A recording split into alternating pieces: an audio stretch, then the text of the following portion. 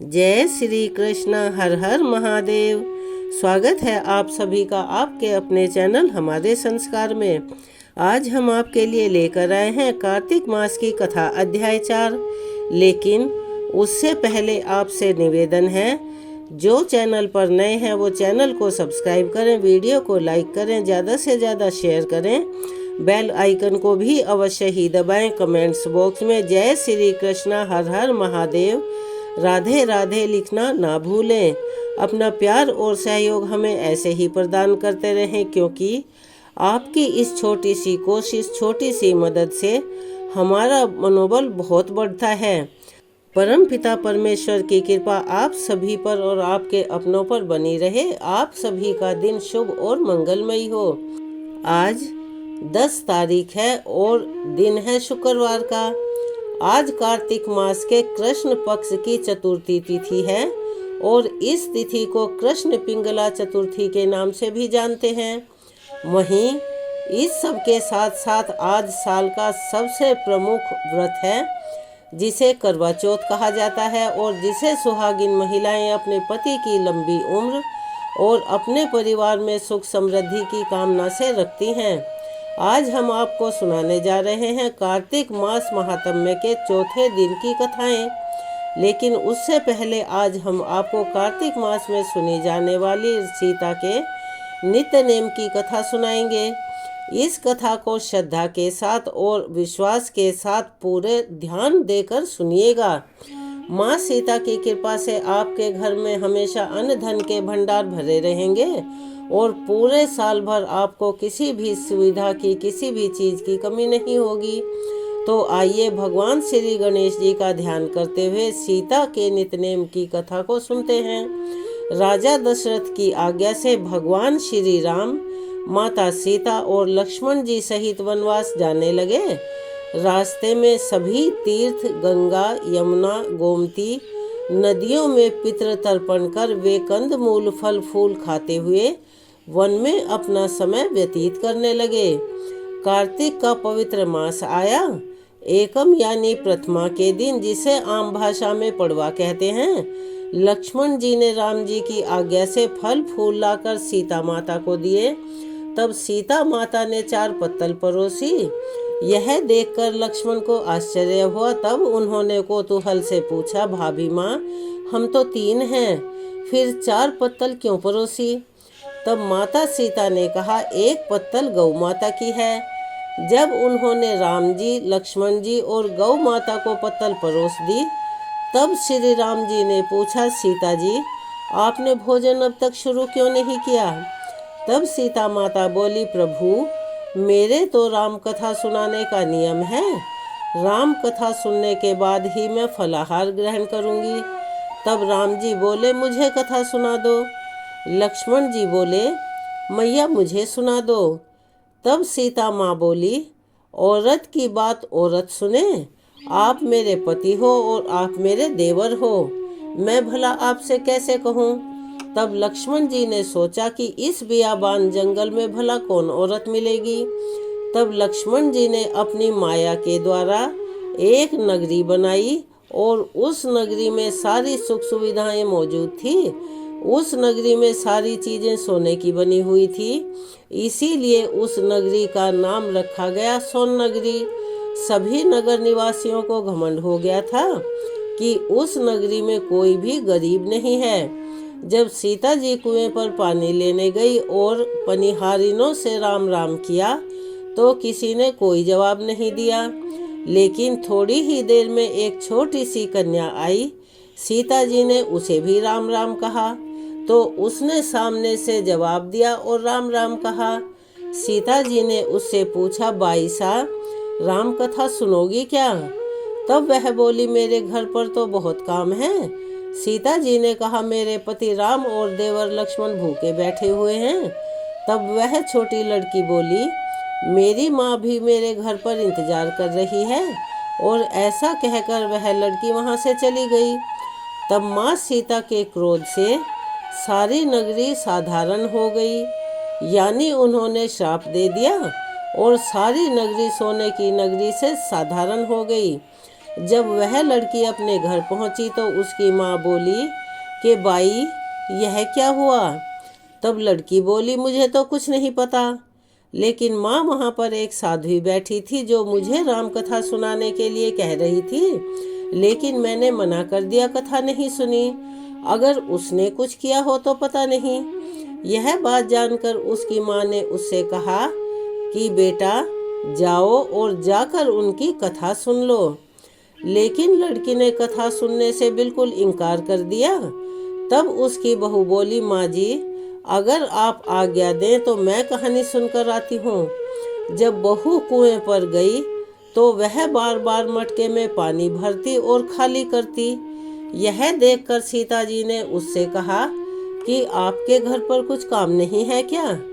तब वह बोली माता जी मैं तो सारा काम निपटा कर आई हूँ। तब सीता मैया बोली तूने मुझे माँ कहकर पुकारा है, अगर तेरे पास समय है तो मेरी राम कहानी सुन लोगी क्या। तब वह बोली माता जी कहानी सुनाओ, मैं प्रेम से और श्रद्धा पूर्वक सुनूंगी। चंदन चौकी मोतिया हार, राम कथा म्हारे हिवड़े रे आधार। राम कथा सुनाऊं राम ने मनाऊं, राम कहे तो परदेश में जाऊं। सीता जी ने कहा हे बाई तूने मेरी मृत्यु लोक में मदद करी, भगवान तेरी स्वर्ग लोक में रक्षा करेंगे। तब सीता जी ने राम कथा सुनाई और बाई ने कथा सुनी। आओ राम बैठो राम, जल भर झारी लाई राम, केलारी दातुन लाई राम, ठंडा जल भर लाई राम। संपाड़ो पधराओ राम, झंगल या टोपी लाई राम, कड़ा किलंगी लाई राम, स्वर्ण सिंहासन लाई राम, तापर आप विराजो राम। झालर टिकारा लाई राम, शंख ध्वनि गण राऊ राम, हिवड़े हीरे सोए राम, निरक्ता मन मोहे राम, चरण शरण में आई राम, शरण आपरी ले लियो राम, माखन मिश्री लाई राम, माखन मिश्री आरोग्यो राम, दूध भर कटोरी लाई राम, मेवा चिरौंजी परोसो राम, खाती मीठी चाखा राम, चरखो फरको आरोग्यो राम, रुच रुच भोग लगाओ राम, राम जो भावे सो ले लियो राम, जल भर झारी लाई राम, अबे आचमन कर लियो राम, रे शाम रे गमछो लाई राम, हाथ मुँह पोंछ लियो राम, पुष्पो सेज बिछाऊं राम, अंतरिया छिड़काऊं राम, हिंगुल डोलियां डुलाऊं राम, सीता जी चरण दबावे राम, सुखबर सेज पोढ़ो राम, हाजर पंखा ढोलू राम, थामे राम मामे राम, रोम रोम में राम ही राम, घट घट माए बिराजो राम, मुख में तुलसी बोलो राम, खाली मिजाज काई काम, जब बोलो जब राम ही राम, पंछी बोली पंछी राम राम, पूर्ण होवे मंगल काम।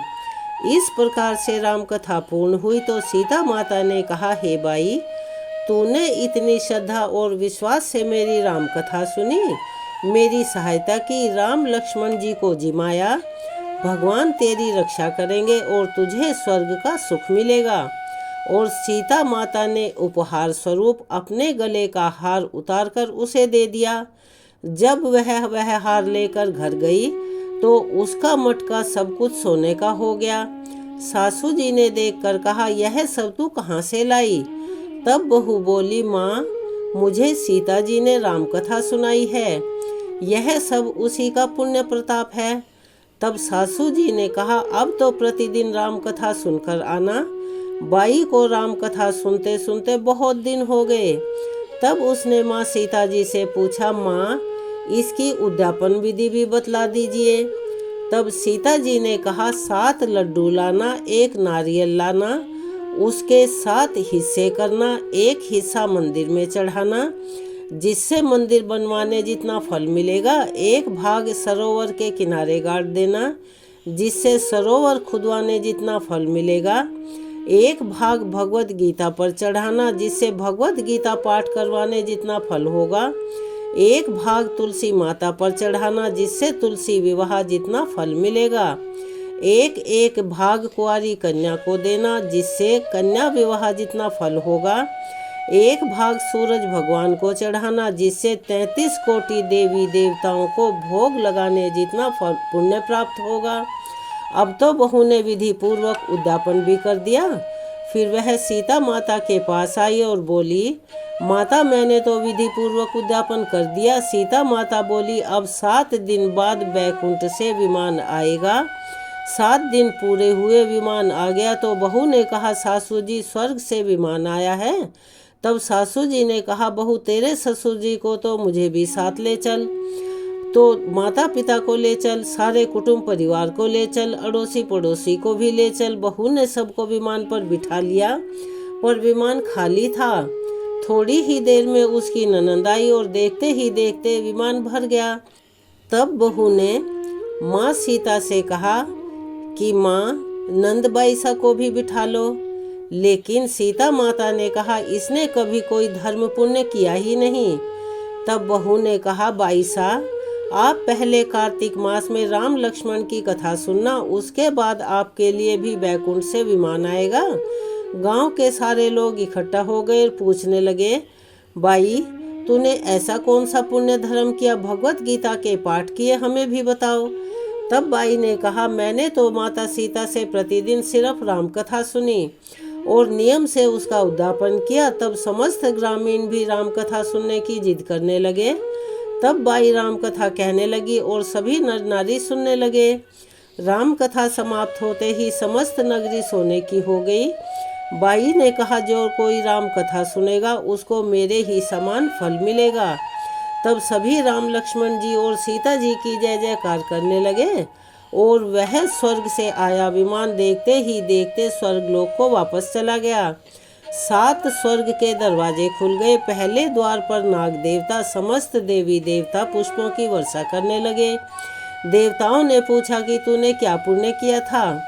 तब उसने कहा, मैंने तो राम लक्ष्मण और जानकी जी की सिर्फ कहानी सुनी थी। तब समस्त देवताओं ने कहा, तो अपने मन वांछित वर मांगो। तब उसने कहा, मेरे तो सब सिद्धियां हैं, मुझे तो यह वर दे दो कि जो भी श्रद्धा और भक्ति से राम कथा राम लक्ष्मण और जानकी जी की कथा सुनेगा उसको मेरे ही समान फल मिले। तब सभी देवताओं ने पुष्प वर्षा करते हुए तथास्तु कहा और चारों ओर राम राम की जयकार होने लगी। सभी मेरे साथ प्यार से बोलिए, श्री राम जानकी जी की जय, उनके छोटे भाई लक्ष्मण जी की जय। चलिए अब हम आपको सुनाने जा रहे हैं कार्तिक मास महात्म्य का आज का अध्याय का आगे का वृतांत। श्री सूत जी ने ऋषियों से आगे कहा, ब्रह्मा जी से अब तक की 5 अध्यायों में विभक्त कथा सुनकर श्री नारद जी गदगद हो गए। वे ब्रह्मा जी को प्रणाम करके विनम्र भाव से बोले, हे पितामह, अब आप कृपा करके कार्तिक मास के महात्म्य का विस्तार पूर्वक वर्णन कीजिए। नारद जी के मुख से यह सुनकर ब्रह्मा जी बोले, हे वत्स, तुम बहुत ही उदार और सभी प्राणियों का भला चाहने वाले हो, इसीलिए मृत्यु लोक के निवासियों के भले के निमित्त ऐसे प्रश्न पूछ रहे हो। तो सुनो, आज मैं तुम्हें ऐसी कथा सुनाता हूँ जिसके पढ़ने और सुनने मात्र से ही समस्त पापों का विनाश हो जाता है। अपनी बात को आगे बढ़ाते हुए ब्रह्मा जी ने कहा, सुनो नारद, साधु संतों का सत्संग अति पावन पवित्र और दुर्लभ है। यह सांसारिक डर और भय को दूर कर देता है और ज्ञानी ध्यानियों को मोक्ष प्रदान करता है। जिसकी जैसी कामना होती है उसकी वही कामनाएं पूरी होती हैं। जिस प्रकार गंगा जी पापों को धो देती हैं और सूर्य पापों को भस्म कर देता है, उसी प्रकार संतों का साथ यानी संत समागम पाप ताप तथा दीनता तीनों को ही नष्ट कर देता है। आधे अक्षण का साधु समागम भी मोक्ष प्रदान करने वाला होता है। इतनी बात सुनकर तमाम ऋषि और मुनियों ने कहा, हे सूत जी, अब आप कृपा करके कार्तिक मास महात्म्य का इतिहास तथा प्रसंग सुनाने की कृपा करें।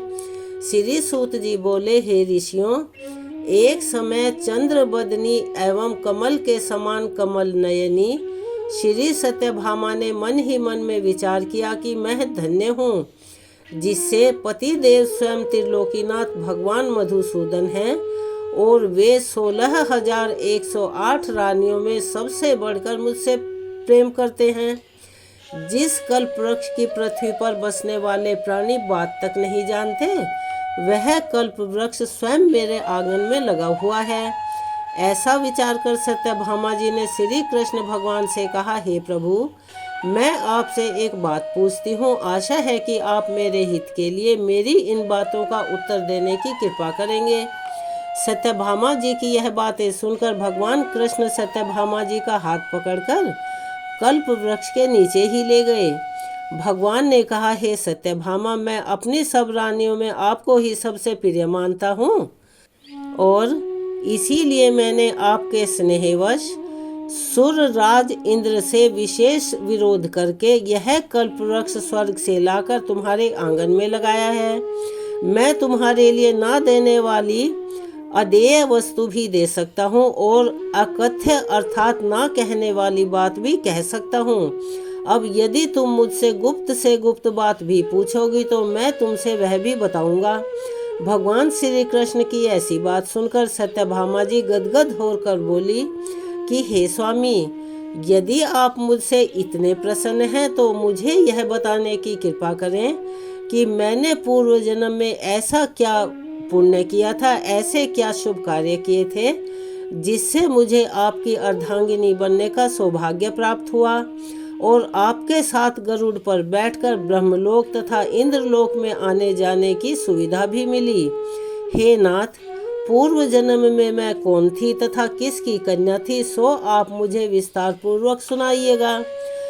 सत्यभामा जी की यह बात सुनकर भगवान श्री कृष्ण मंद मंद मुस्कुराकर बोले, हे सत्यभामा, मैं तुमसे समस्त वृतांत विस्तार पूर्वक कहता हूँ। तुम एकाग्रचित होकर ध्यान पूर्वक सुनो।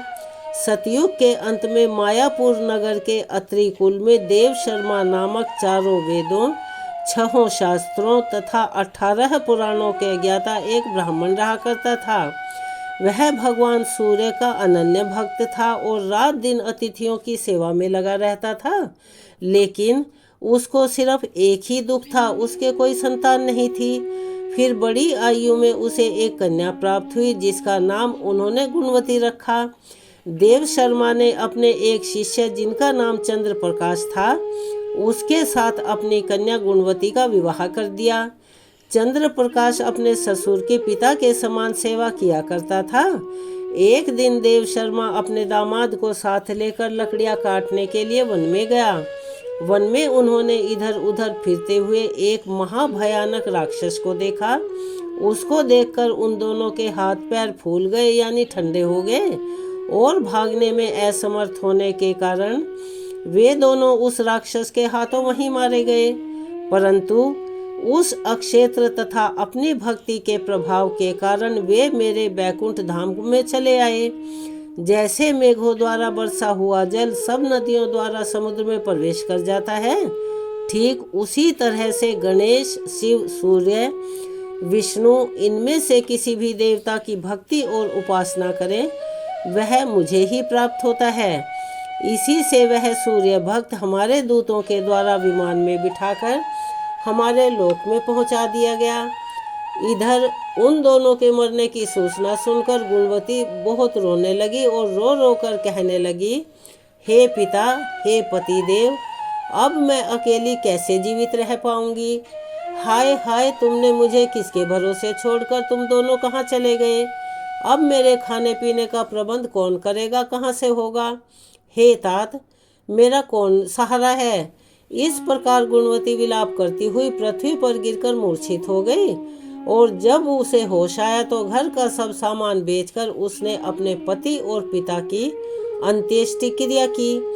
फिर संसार से वैराग्य लेकर भक्ति में लीन रहने लगी। इस प्रकार भक्ति करते करते कार्तिक मास आ गया। तब वह विधि विधान से कार्तिक मास का स्नान करने लगी और साथ ही साथ एकादशी का व्रत भी करने लगी। यह दोनों ही व्रत भगवान को बहुत प्रिय हैं तथा मुक्ति और ऐश्वर्य प्रदान करने वाले हैं। हे प्रिय, कार्तिक मास में तुला के सूर्य में जो प्रातः काल स्नान और जागरण तथा दीपदान करते हैं उनके जन्म जन्मांतर के पाप नाश हो जाते हैं। जो मंदिर में प्रातः काल झाड़ू लगाते हैं और भगवान का पूजन करते हैं वे जीवन चक्र से मुक्त हो जाते हैं। जो तुलसी के वन का पालन पोषण करते हैं वे फिर इस संसार में दोबारा जन्म नहीं लेते, अर्थात आवागमन से उन्हें मुक्ति मिल जाती है।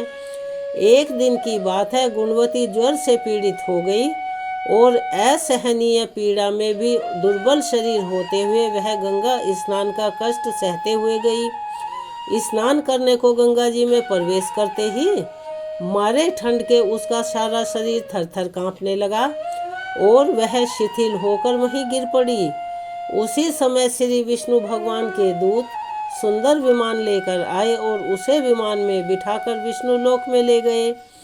यह सब कार्तिक के स्नान और उस व्रत का पुण्य प्रभाव था। त्रेता युग के पश्चात द्वापर युग आया तो पृथ्वी पर कंस जैसे दैत्यों ने उत्पात मचाया। उस समय ब्रह्मादि समस्त देवताओं द्वारा प्रार्थना किए जाने पर पृथ्वी का भार उतारने को मैंने ही कृष्ण अवतार धारण किया। उस समय जितने भी हमारे विष्णुगण थे वे मेरे साथ में यादवों के रूप में ग्वाल बाल होकर पृथ्वी पर अवतरित हुए। देव शर्मा जो तुम्हारा पिता था वह भी पृथ्वी पर अवतरित हुआ। उस जन्म में देव शर्मा का नाम शत्रुजित हुआ और चंद्र प्रकाश पृथ्वी पर जन्म धारण करके इस जन्म में अक्रूर जी हुए। तुम उस जन्म में गुणवती थी, अब तुम ही इस पृथ्वी पर जन्म धारण कर सत्यभामा हुई।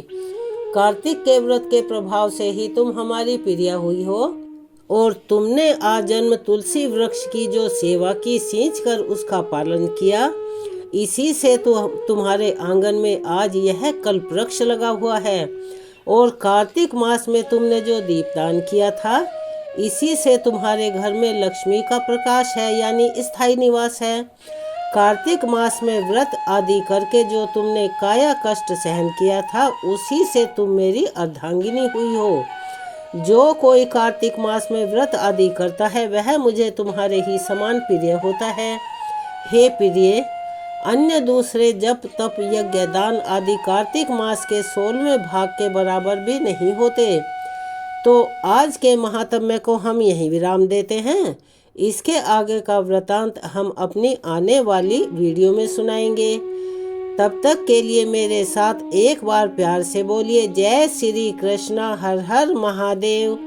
चलिए अब हम सुनते हैं श्री तुलसी स्तोत्र का पाठ और तुलसी चालीसा और आरती। सनातन धर्म में तुलसी को अत्यंत पूजनीय और पवित्र माना जाता है। जिस घर के आंगन में तुलसी होती है वहाँ कभी कोई कष्ट, कोई समस्या नहीं आती और माँ तुलसी के नाम के उच्चारण मात्र से ही भगवान विष्णु प्रसन्न हो जाते हैं। तुलसी जी में जल चढ़ाने से घर में सुख समृद्धि आती है तथा हर प्रकार के रोग, शोक और कष्टों और आदि व्याधि से मुक्ति मिल जाती है। तुलसी जी की पूजा करते समय श्री तुलसी स्तोत्र का पाठ अवश्य ही करना चाहिए। ऐसा करने से माँ तुलसी जल्दी प्रसन्न होती हैं और माता तुलसी जी की पूजा भक्तों को 2 गुना फल देती है। तो प्रिय भक्तों, प्रिय श्रोताओं, प्रिय दोस्तों, अब आपको पुंडरीकृत तुलसी स्तोत्र का हिंदी अनुवाद सुनाने जा रहे हैं। आप सभी मन में श्रद्धा और विश्वास रखकर और ध्यान पूर्वक इस हिंदी अनुवाद को सुनिएगा। देवी तुलसी माँ को मेरा प्रणाम है। मैं आपको नमन करता हूँ। हे विश्व की पालक, आप श्री हरि की परम प्रिय हैं। हे देवी, आपकी शक्ति के कारण ब्रह्मा से लेकर सभी देवता इस संपूर्ण संसार को बनाने और बनाए रखने और उसका अंत करने में सक्षम हैं। इसका अर्थ है कि आपके कारण ही ब्रह्मा जी के साथ अन्य देवतागण सृष्टि के निर्माण, उसके पालन पोषण और विनाश में लगे हुए हैं। देवी तुलसी जी, आपको मेरा बारंबार प्रणाम है। जो जीवन में कल्याण लाती है उन देवी तुलसी को नमस्कार है। जो श्री विष्णु जी की प्रिय हैं और जो शुभ हैं, मुक्ति प्रदान करने वाली हैं और समृद्धि देने वाली हैं, देवी तुलसी को नमस्कार है। देवी तुलसी को नमस्कार है। हे देवी, कृपा करके मुझे सभी प्रकार के दुर्भाग्य और विपत्तियों से बचाए रखना। हे माँ, आपकी महिमा का वर्णन करना, यहाँ तक कि आपका स्मरण मात्र ही मनुष्य को पवित्र बना देता है। देवी तुलसी जी को प्रणाम है। मैं देवी तुलसी जी को पूरी श्रद्धा के साथ प्रणाम करता हूँ, जो देवियों में सबसे प्रमुख है और जिनका तेजोमयी रूप है, जिसे देखकर इस नश्वर संसार के सभी पापी अपने पापों से मुक्त हो जाते हैं। देवी तुलसी को मेरा प्रणाम है। इस पूरे विश्व को देवी तुलसी जी ने संरक्षित किया है, जिसमें गतिमान और अचल दोनों प्राणी शामिल हैं। देवी पापी व्यक्तियों के सभी पापों को नष्ट कर देती हैं। एक बार जब वे उन्हें देखते ही और भक्ति के साथ उनके सामने आत्मसमर्पण करते हैं, इसका मतलब है कि माता तुलसी चर और अचर समेत पूरे जगत की रक्षा करती हैं और अपने दर्शन मात्र से ही पापी मनुष्यों के सभी पापों को नष्ट कर देती हैं। या फिर यूं कहें कि तुलसी जी के दर्शन मात्र से ही पापियों के पाप स्वतः नष्ट हो जाते हैं। देवी तुलसी को मेरा प्रणाम है। जो भी श्रद्धा के साथ देवी तुलसी के सामने हाथ जोड़कर शीश नवाकर प्रणाम करते हैं, वे इस घोर कलयुग के बंधनों को पार कर जाते हैं और सभी प्रकार के सुख और प्रसन्नता को प्राप्त करते हैं। फिर चाहे वह महिला हो, व्यापारी हो या अन्य कोई भी प्राणी हो। तुलसी को मेरा नमस्कार है। देवी तुलसी के समान इस पृथ्वी पर और कोई देवता नहीं है। हे देवी, विश्व को उसी प्रकार शुद्ध करती हैं जैसे वैष्णव भगवान विष्णु जी के संग से शुद्ध होते हैं। देवी तुलसी को मेरा प्रणाम है। इस कलयुग में भगवान विष्णु जी के माथे पर तुलसी पत्र चढ़ाना भक्तों के मस्तक पर विष्णु जी के वरदान, कृपा और आशीर्वाद को हमेशा बनाए रखता है। इसका अर्थ यह हुआ कि जो भी व्यक्ति इस कलयुग में भगवान श्री विष्णु जी के मस्तक पर तुलसी जी को अर्पित करता है, उनके ऊपर चढ़ाता है, उसके ऊपर हमेशा भगवान विष्णु जी का आशीर्वाद बना रहता है। देवी तुलसी को नमस्कार है। तुलसी जी में हमेशा सभी देवताओं का वास रहता है, इसीलिए इस संसार में तुलसी जी की पूजा करना सभी देवी देवताओं को पूजने के समान है। इसका अर्थ है कि तुलसी जी की पूजा से सभी देवों की पूजा संपन्न हो जाती है। देवी तुलसी को मेरा नमस्कार है। आप सब कुछ जानने वाली हैं और भगवान विष्णु जी की प्रिय हैं। अपने भक्तों को आप सभी प्रकार की समृद्धि प्रदान करती हैं। कृपया मुझे सभी प्रकार के पापों से बचाए रखना। हे देवी तुलसी जी को नमस्कार है। पहले के समय में यह भजन बुद्धिमान पुंडरीक के द्वारा हर रोज भगवान श्री विष्णु जी की पूजा करते हुए उन्हें तुलसी के पत्तों से अलंकृत करते हुए गाया जाता था।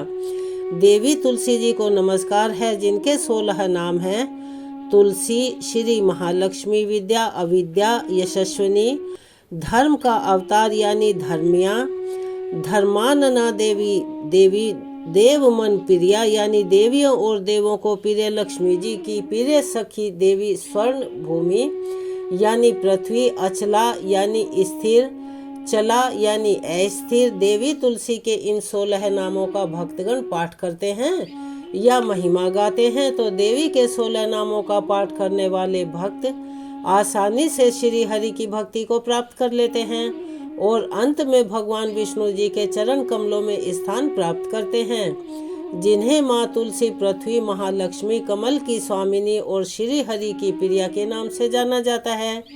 देवी तुलसी को मेरा नमस्कार है। देवी तुलसी की सखी तुलसी जी शुभ प्रदान करती हैं, पापों को दूर करती हैं और सभी को पवित्र बनाती हैं, पुण्य प्रदान करती हैं। आपको प्रणाम है।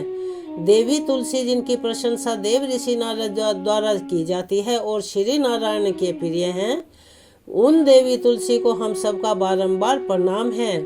चलिए अब हम सुनते हैं और साथ मिलकर करते हैं श्री तुलसी चालीसा का पाठ। जय जय तुलसी भगवती सत्यवती सुखदानी, नमो नमो हरि प्रेयसी श्री वृंदा गुण खानी।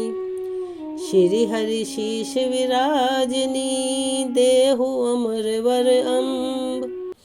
जनहित है वृंदावनी, अब ना करहु विलम्ब। धन्य धन्य श्री तुलसी माता, महिमा अगम सदा श्रुति गाता।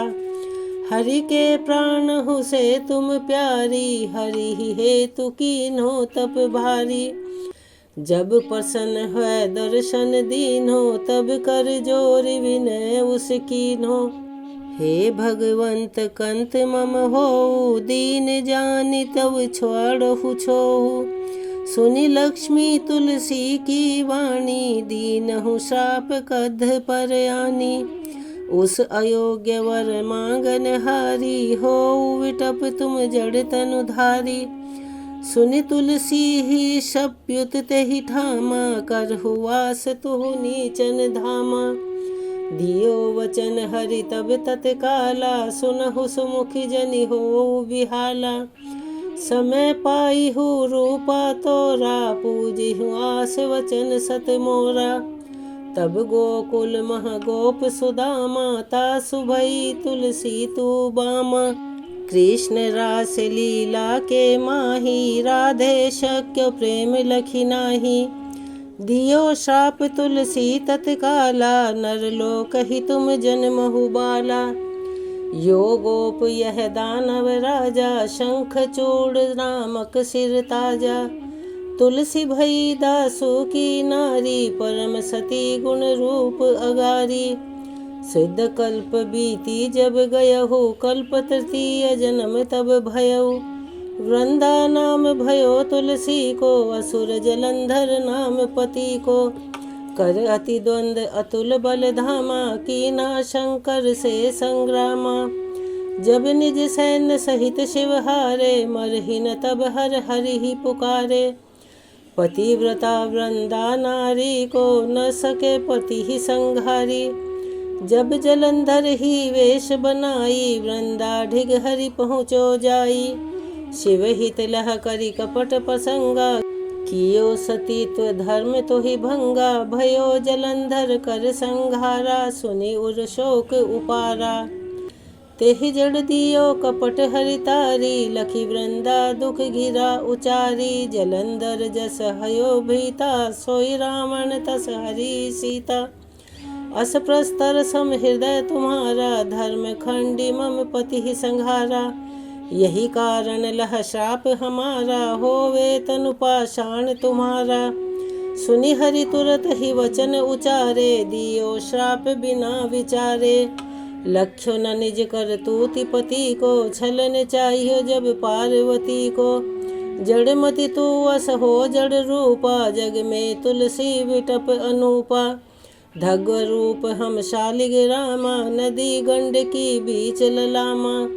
जो तुलसी दल हम ही चढ़ई हैं, सब सुख भोग परम पद पई हैं। बिनु तुलसी हरि जलत शरीरा, अतिशय उठत शीश उर पीरा। जो तुलसी दल हरि सिर धारत, सो सहस्त्र घट अमृत डारत।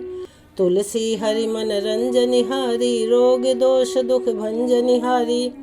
प्रेम सहित हरि भजन निरंतर, तुलसी राधा में नहीं अंतर। व्यंजन हो 56 हो प्रकारा, बिन तुलसी दल ना हरि प्यारा। सकल तीर्थ तुलसी तरु छाही, लहत मुक्ति जन संशय नाही।